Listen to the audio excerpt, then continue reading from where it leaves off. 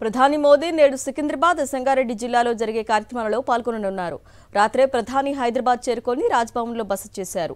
నేడు రాజ్భవన్ నుంచి బయలుదేరి సికింద్రాబాద్ ఉజ్జయిని మహంకాళి అమ్మవారి ఆలయానికి చేరుకుంటారు. అక్కడ అమ్మవారిని దర్శించుకొని పూజలు చేసిన తర్వాత బేగంపేట ఎయిర్పోర్టుకు వస్తారు. అక్కడి నుంచి హెలికాప్టర్లో బయలుదేరి సంగారెడ్డి జిల్లా పటాన్చెరులోని పటేల్గూడలో ఏర్పాటు చేసిన సభా వేదిక వద్దకు చేరుకొని వివిధ అభివృద్ధి కార్యక్రమాలకు శంకుస్థాపనలు, ప్రారంభోత్సవాలు చేస్తారు.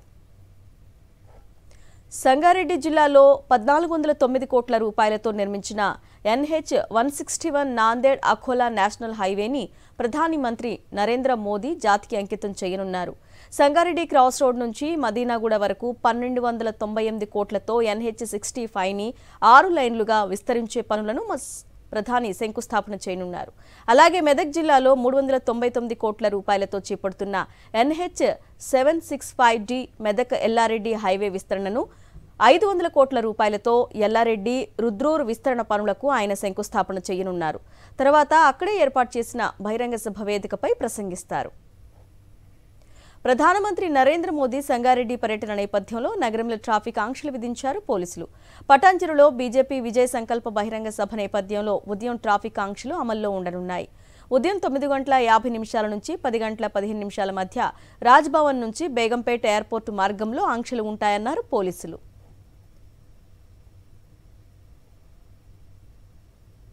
సభాస్థలికి 5 కిలోమీటర్ల మేరకు యాంటీ డ్రోన్స్ నిబంధన విధించనున్నారు. 3 అంచెల భద్రతతో 2000 మంది పోలీసు సిబ్బందితో భద్రతా చర్యలు చేపట్టారు. సభాస్థలికి వచ్చేవారు ఎలాంటి వస్తువులు తీసుకురావద్దని పోలీసులు పేర్కొన్నారు. కేవలం మొబైల్స్ మాత్రమే అనుమతి ఉంటుందన్నారు. QR కోడ్ ద్వారా పార్కింగ్ రూట్ మ్యాప్ ఏర్పాటు చేశారు. తెలంగాణ భవన్లో జరిగిన సమావేశంలో మాజీ సీఎం కేసీఆర్ కీలక వ్యాఖ్యలు చేశారు.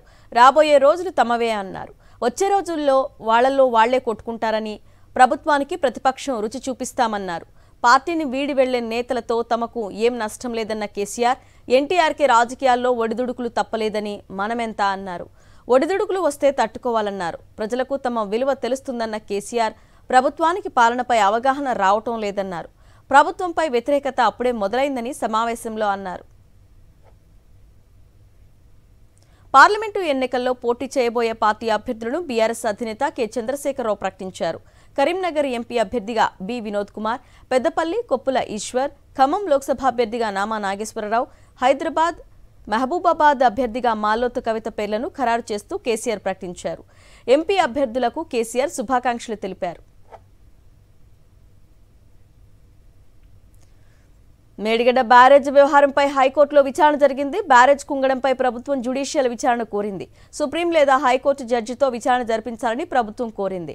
దీనిపై విచారణ జరిపిన హైకోర్టు సెంట్రల్ వాటర్ కమిషన్ను ఇంప్లీడ్ చేయాలని పిటిషనర్కు ఆదేశించింది. తదుపరి విచారణ 4 వారాలకు వాయిదా వేసింది.